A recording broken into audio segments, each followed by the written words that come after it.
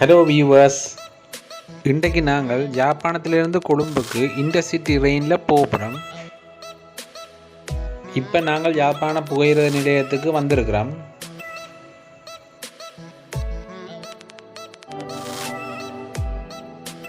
Village food and tours channel மறக்காமல் subscribe பண்ணிடுங்க. இதுதான் யாழ்ப்பாண புகையிரத நிலையம். இந்த ரயில்வே ஸ்டேஷன் 2014ஆம் ஆண்டு தான் புனர் நிர்மாணம் செய்யப்பட்டது.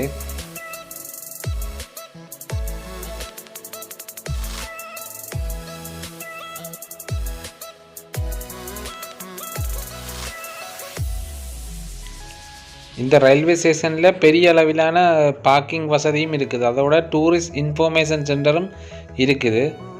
அதோட வெலம்புரி ஹோட்டலும் பக்கத்தில் இருக்குது. அதோட ஜெட்வின் ஹோட்டலும் இருக்குது.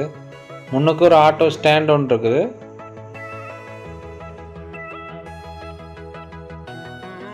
நாங்கள் இன்றைக்கு போகிற இன்டர்சிட்டி ரெயின். அது 6 மணித்தியாலம் 6:30 மணித்தியாலத்துக்குள்ளே கொழும்புக்கு போய் சேர்ந்துடுவோம். 400 கிலோமீட்டர் தூரத்தை 6:30 மணித்தியாலத்தில் கடந்து போயிடுவோம். இலங்கையில் இருக்கிற மிக வேகமான ரெயின் இன்டர்சிட்டி ரெயின் மட்டும்தான், வேற ஒரு ரெயினும் இல்லை. இந்த கவுண்டர்லாம் டிக்கெட் எடுக்காதவ எடுக்கணும். நாங்கள் ஏற்கனவே முதலே டிக்கெட்டை புக் பண்ணி எடுத்துட்டோம். 2 சீட் புக் பண்ணிக்கிறோம். ஃபர்ஸ்ட் கிளாஸ் டிக்கெட் 1700 ரூபா, ஃபுல் ஏசி. செகண்ட் கிளாஸ் 1000 ரூபா, அது அட்ஜஸ்டபிள் சீட், ஏசி இல்லை. அடுத்தது தேர்ட் கிளாஸ் 600 ரூபா, அது அட்ஜஸ்டபிள் சீட்டும் இல்லை, நார்மல் சீட். என்ட்ரன்ஸோட உள்ளுக்கு வந்துட்டோம். இப்போ ரெயினுக்காக எல்லாரும் வெயிட் பண்ணி கொண்டு இருக்கிறோம். யாழ்ப்பாண ரயில்வே ஸ்டேஷனில் 3 பிளாட்ஃபார்ம் தான் இருக்குது. இப்போ நாங்கள் முதலாவது பிளாட்ஃபார்மில் நிற்கிறோம். நாங்கள் செகண்ட் கிளாஸ் தான் புக் பண்ணியிருக்கிறோம். ஏனெண்டா அப்போ தான் படியால் வீடியோ எடுக்கக்கூடிய மாதிரி இருக்கு. இப்போ கொரோனான்றதால் இப்போ க்ரௌட் இல்லை. இந்த ரயில்வே ஸ்டேஷன் 1990ஆம் ஆண்டு மூடப்பட்ட பிற்பாடு 2014ஆம் ஆண்டு தான் புனர் நிர்மாணம் செய்யப்பட்டு துறக்கப்பட்டது.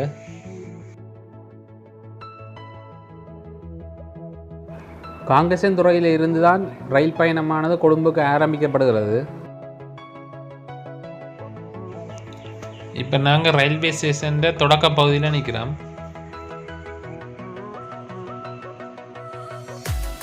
காங்கேசன்துறையிலேருந்து வர ரெயின் இந்த பக்கத்தால் பெறும்.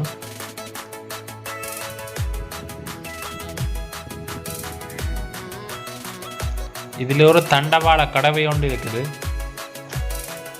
இதுதான் இந்த மேம்பால தண்டவாள கடவை. இதுதான் பாதுகாப்பான கடவை. ட்ரெயின் வரப்போகுது.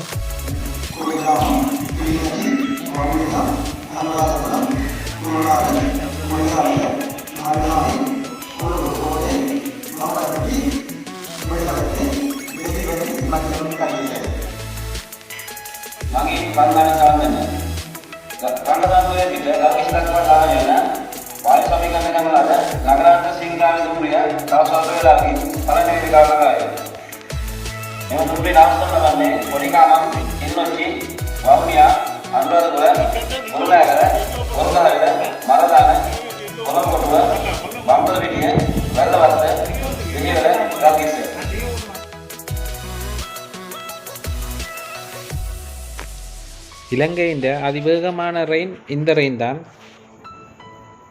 Intercity express. இந்த ரெயின் 120 km/h ஸ்பீடில் போகக்கூடியது. உங்களுக்கு இந்த வீடியோவோட நான் உங்களை கொழும்பு கூட்டிக் கொண்டு போகிறேன்.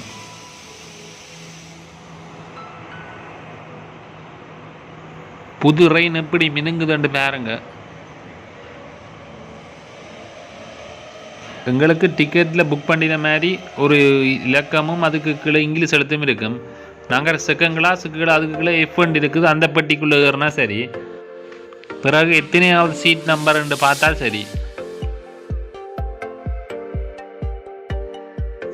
நாங்கள் செகண்ட் கிளாஸ் எஃப்ன்ற பட்டிக்கு ஏற போகிறோம். அதுக்கப்புறம் நாங்கள் சீட் நம்பரை தேடி பார்த்தால் சரி.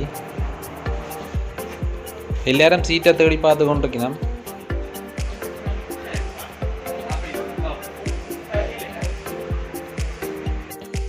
இதெல்லாம் சீட்டின் இலக்கம் போட்டிருக்கு. இதில் முன்னுக்கு குட்டி மேசை மாதிரி இருக்குது, அதில் வச்சு சாப்பிடலாம். மற்ற இங்கே இருக்கிற சீட் வந்து லெதர் சீட். இது புது ரெயின். மேலேயும் உங்களோட பேக்குகளை வைக்கலாம்.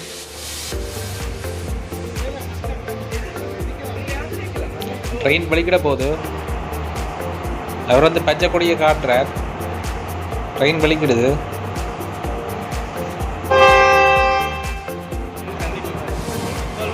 இதுதான் அண்டர் கிரவுண்ட் தண்டவாள கடவை. இந்த ரெயின் காங்கேசன்துறையிலேருந்து கல்கிசம் மட்டும் போகும்.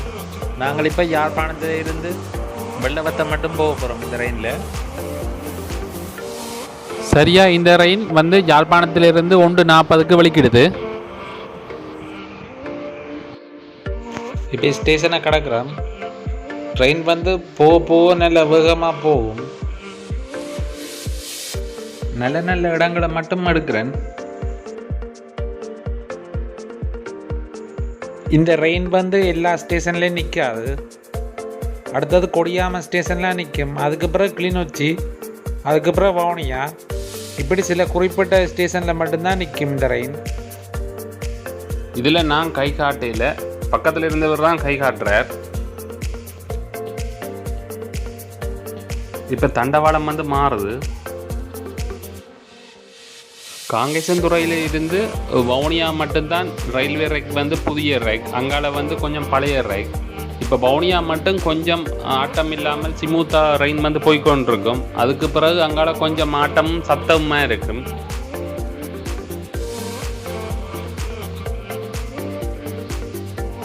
நீங்கள் எத்தனை பேர் இந்த சிட்டி ரெயினில் போனீங்கன்னு கமெண்ட் பண்ணுங்கள்.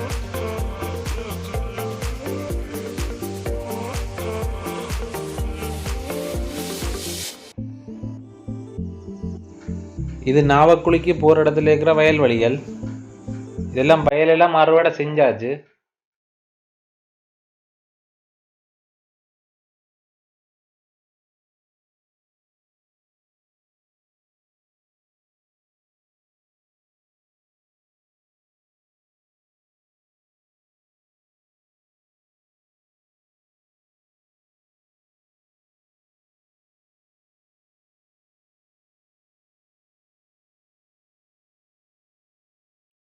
இதுதான் நாவக்குழி பாலம்.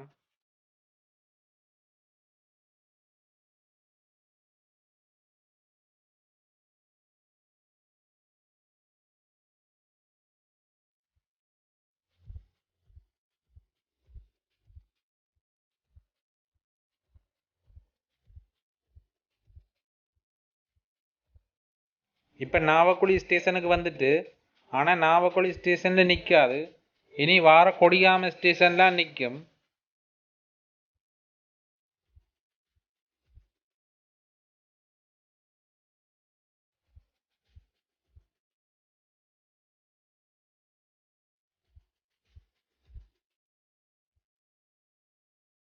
வயலில் நிற்கிற பறவையெல்லாம் ரெயின் சத்தத்துக்கு பாருங்க பறந்து போகுது. இப்படி ஒரு அழகிய காட்சியை நீங்கள் பார்த்துருக்கவே மாட்டீங்கள். ட்ரெயின் வந்து அதிக அளவில் வயல் பகுதிகளுக்குள்ளாலையும் காட்டு பகுதிகளுக்குள்ளாலையும் போகிறதால அழகிய இடங்களை நாங்கள் பார்க்கக்கூடிய மாதிரி இருக்கும்.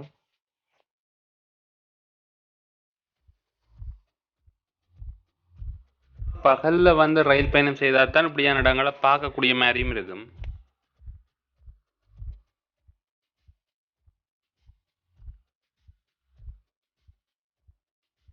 யாழ்ப்பாணத்திலிருந்து வவுனியா மட்டும்தான் ட்ரெயின் வந்து மிக வேகமாக போகும். 120 km/h ஸ்பீட்டில் போகக்கூடியது. வவுனியா கங்கால இருக்கிற ரெக்கல் வந்து பழுதான ரெக்குன்றதால வேகம் வந்து கொஞ்சம் குறைவாக தான் போகும்.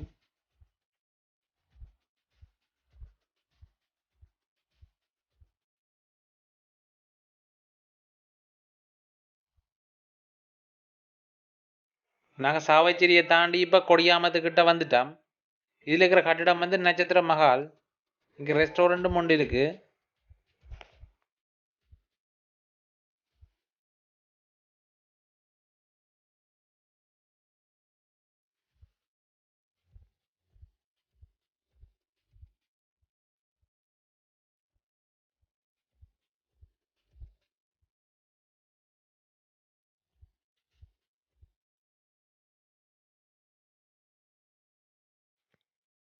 இப்போ நாங்கள் கொடியாம ரயில்வே ஸ்டேஷனுக்கு வந்துட்டோம். இங்கே ரயில் நிற்கும்.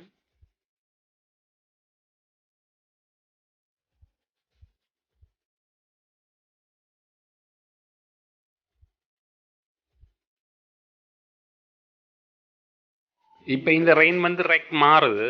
கொழும்புலேருந்து வர இந்த சிட்டி ரெயினுக்கு விடுறதுக்காக இது 2ஆம் ரெக்குக்கு போயிருக்குது. இப்போ கொழும்புலேருந்து இன்னும் ஒரு இந்த சிட்டி ரெயின் வந்து வரப்போகுது. இந்த ரெயின் கடந்து போன அப்புறம் தான் எங்களோட ரெயின் வெளிக்கிடும்.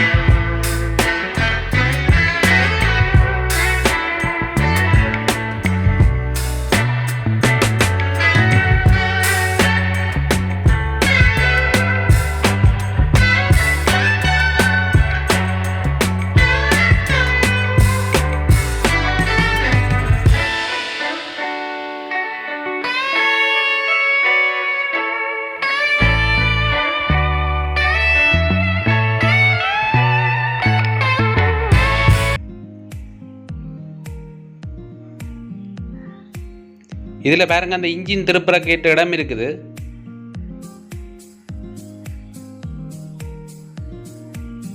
இதில் அடுத்தது ரயில்வே ஒர்க் ஷாப் ஒன்று இருக்குது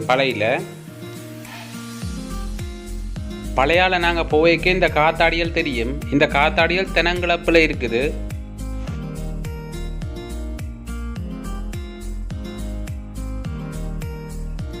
இப்போ நாங்கள் ஆனரவுக்கு வந்துட்டோம். இதான் இராணுவத்தினர்கிட்ட சோதனை சாவடி இருக்கிற இடம். இதுதான் ஆனரவு.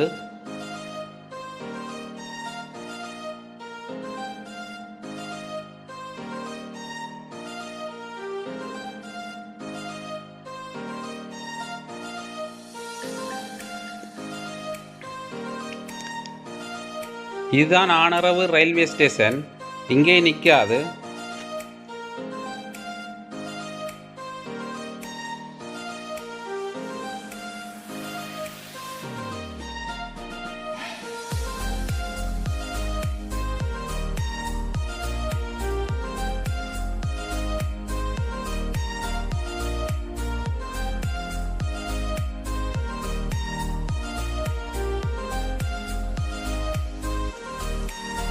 இப்போ நாங்கள் பரந்தன் ரயில்வே ஸ்டேஷனுக்கு வந்துட்டோம்.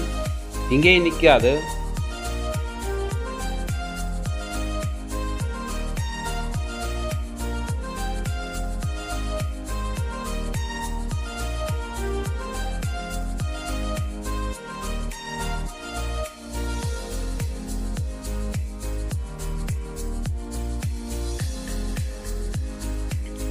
இப்போ நாங்கள் கிளிநொச்சிக்கு வந்துட்டோம். இப்போ கிளிநொச்சி ரயில்வே ஸ்டேஷனில் ட்ரெயின் நிற்கும்.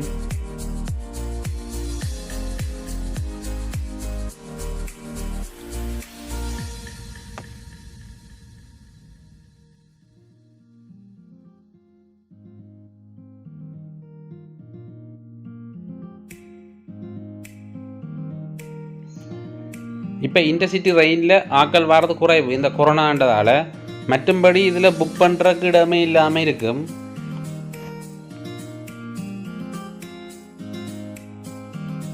பாருங்க, இதுலேயே கொஞ்சம் பேர் தான் இருக்கணும். ஒரு 5 பேருக்கிட்ட தான் இந்த பாக்ஸுக்கு இருக்கணும். அப்படி ஆட்கள் வாரது இப்போ குறைஞ்சிடுது நல்லா.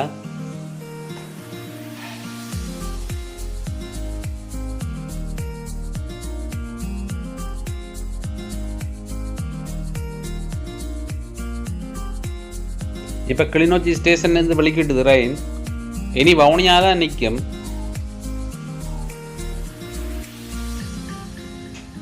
இதான் கனகபுரம் சந்தி கிளிநொச்சி.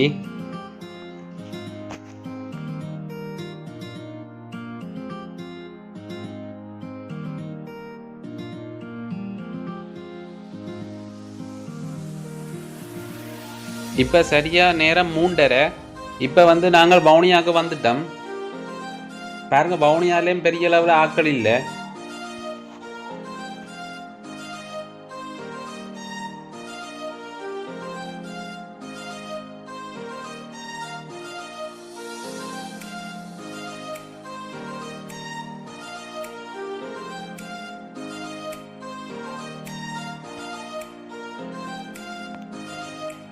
பாருங்க, வவுனியாவில் ரயில்வே ஸ்டேஷன் அடியில் கிணக்க மாடுகள் நிற்கிது. இதில் கிணக்க விபத்துக்குள்ளாகிறது. பாருங்க, இதுலேயும் நிற்கிது. இது மாடு வளர்ப்பவர்கள் அசம்பந்த போக்கு தான் இது காரணம். இது கூட மாடுகள் விபத்துக்குள்ளார அதிகம்.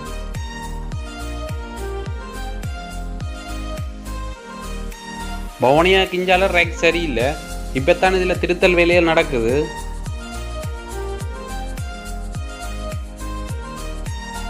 அதான் இதில் சல்லிகள் போட்டிருக்கு.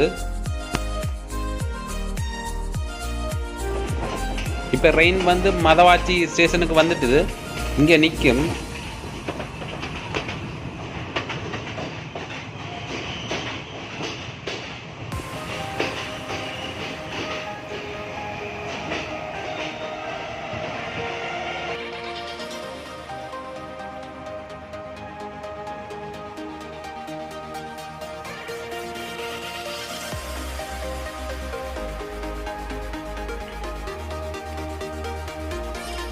இப்படி ரெயின் அதிக அளவு காட்டுப்பகுதிக்குள்ளதான் போகுது. அதோட வயல் பகுதியும் இப்படியே நாங்கள் பார்த்து கொண்டே இருக்கலாம். அவ்வளோ வடிவான இடங்கள் கொண்டே இருக்கும். இது பாருங்க, மதவாச்சியை தாண்டி வர வயல் பகுதிகள் எவ்வளோ பச்சை பசையில் இருக்குன்னு பாருங்க. கட்டாயம் நீங்களும் ஒருக்கா ரயில் பயணம் செய்யுங்க. அதுவும் பகல் வேளையில் செய்யுங்க.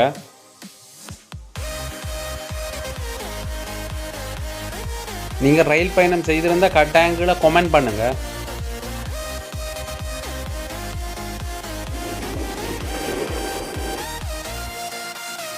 இப்போ நாங்கள் அனுராதபுரத்துக்கு வந்துட்டோம். இங்கே ரயில் நிற்கும்.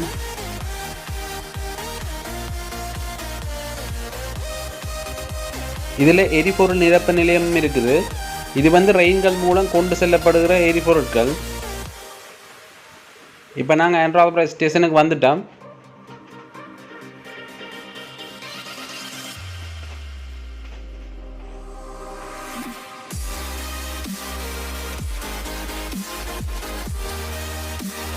அங்கால பழைய ரயில் இன்ஜின்களும் நிற்கிது. இப்போ நாங்கள் பின்னேரம் சரியாக 4:35க்கு அனுராதபுரம் ஸ்டேஷனுக்கு வந்திருக்கிறோம்.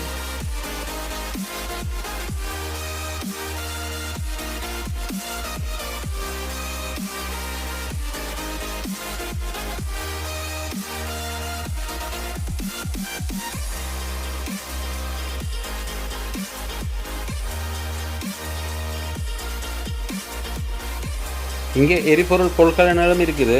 இங்கிருந்து ஒவ்வொரு இடத்துக்கும் எரிபொருட்கள் கொண்டு செல்லப்படுகின்றது.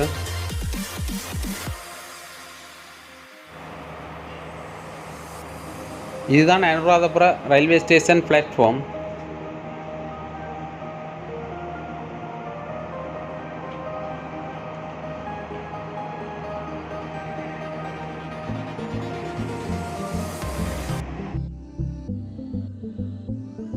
இதில் பாருங்க ஷோர்ட் ட்ரிப் பஸ் மாதிரி ஒரு ரெயின் ஒன்று இருக்குது.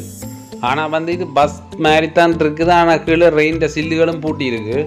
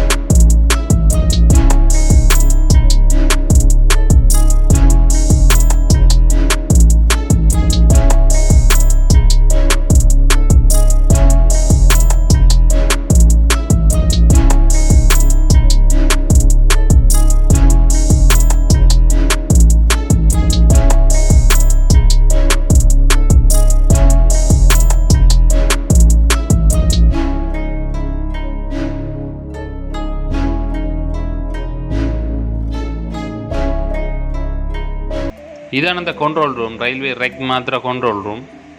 அங்கேருந்து கேபிள் கீழால வருது, அப்படியே ஒவ்வொரு ரெக்களுக்கும் அந்த கேபிள்கள் போகுது. இப்போ இன்னும் ஒரு ரெயின் ஒன்று வரப்போகுது.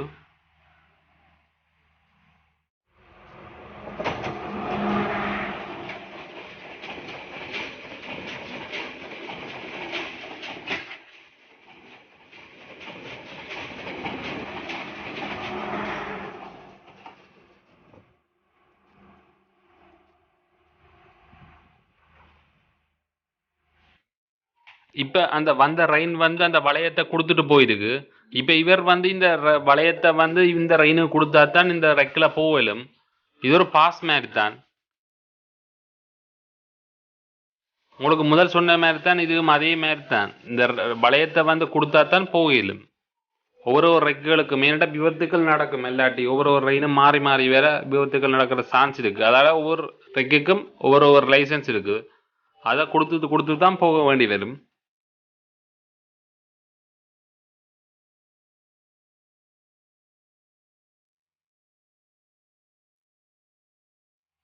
இப்ப அந்த வளையத்தை அவர் கொடுக்கிறார்.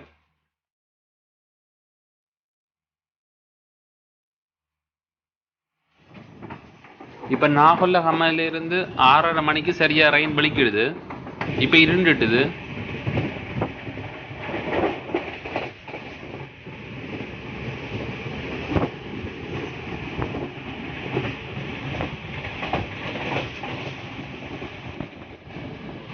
இப்ப நாங்க வேயாங்குடைக்கு வந்திருக்கிறோம். இப்படியே ரயில் வந்து நிக்காம போய்கொண்டிருக்கு.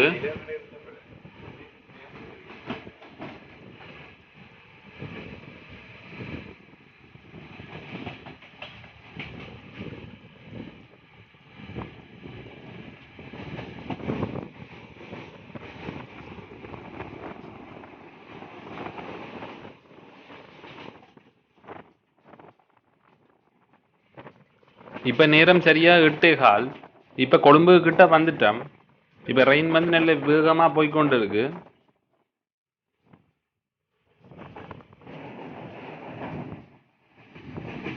இப்ப நாங்க தெமட்ட கூடக்கு வந்துட்டோம். இப்ப கொழும்பு கிட்ட வந்துட்டோம். பெரிய பெரிய பில்டிங் எல்லாம் வந்திருக்கு.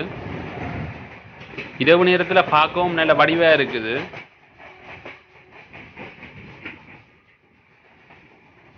ரெயின் தண்டவாள சத்தம் தான் பெருசா கேட்டுக்கிட்டே இருக்கு. இங்கதான் இப்படி மேம்பாலங்கள் எல்லாம் பார்க்கக்கூடிய மாதிரி இருக்குது. இப்ப நாங்க மரதான ரயில்வே ஸ்டேஷனுக்கு வந்துட்டோம். நாங்கள் அடுத்தது வந்து கோட்டைக்கு போவோம். அதுக்கு பிறகு நாங்கள் பம்பலப்பட்டி, அடுத்தது நாங்கள் வெள்ளவத்தையில இறங்குவோம்.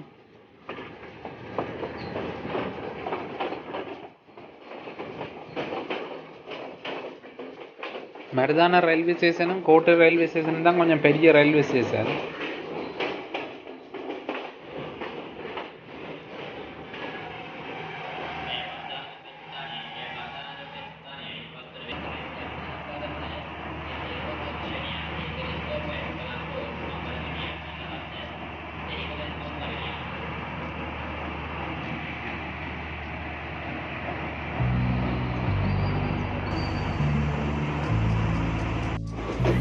மருதான ஸ்டேஷன்லேருந்து வெளிக்கிட்டுது. பக்கத்தில் கோட்டை ஸ்டேஷன் இருக்குது. பௌர்ணமி தினத்தன்று தான் நாங்கள்ட்ட போயிருக்கிறோம். பாருங்க, தாமரை கோபுரம் தூரத்தில் இருந்து பார்க்கவே தெரியும். இப்போ இங்கேருந்து வரைக்கும் கொழும்பு கிட்ட வருதுன்றா தாமரை கோபுரம் தூரத்திலேயே தெரியும். பாருங்க, பார்க்கவே அழகாக இருக்கு. இது ஸ்ரீ கைலா வசந்தன் சுவாமி ஆலயம். பாருங்க இப்படி வடிவாக இருக்குண்டு.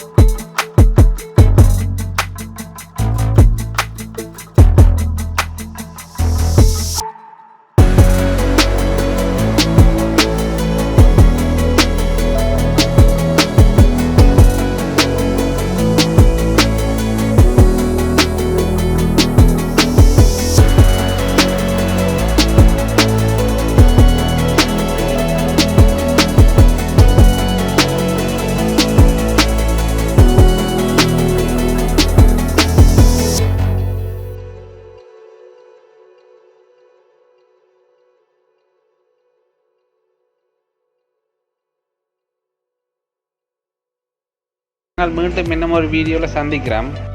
எங்களோட பயணம் செய்த உங்களுக்கு மிக்க நன்றிகள்.